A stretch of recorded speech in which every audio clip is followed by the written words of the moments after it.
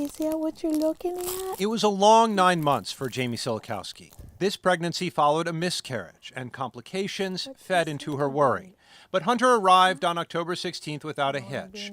The trouble arrived a day later. After I had him and I got into my room, that was the first time a doctor had come up to my room and said, "Just so you know, you failed your drug test.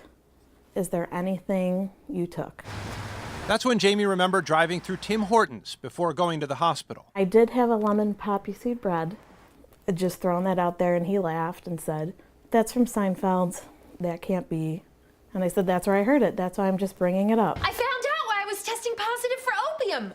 Poppy seeds! Poppy seeds! What happened next had no one laughing. And I didn't know what to do, to be honest with you.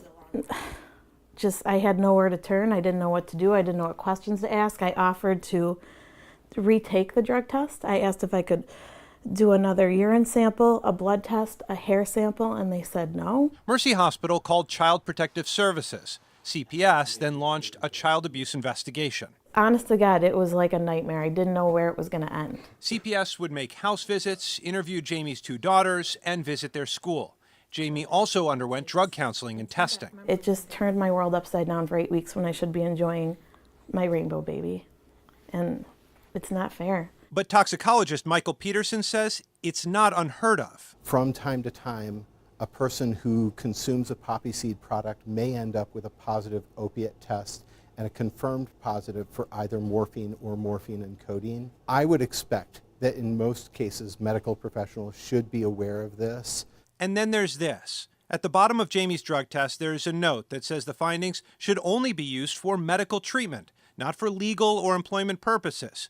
So why did it prompt a call to CPS? We also took a look at the policy at Rochester General, and we found checkpoints along the way that might prevent a call to CPS, like looking at the baby's drug test. Hunter's test didn't show anything.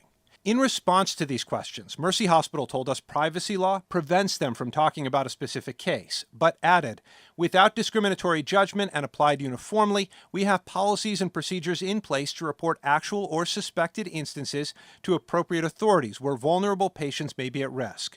We have no involvement in determining if an investigation is warranted or the extent of the investigation. Jamie reached out to us after CPS found the suspicions to be unfounded. Although I understand, for protection of babies, you have to be careful and do these tests and things like that, but people need to be educated that this can happen and it can rock your world I think I'm lucky that it was only 8 weeks, to be honest with you.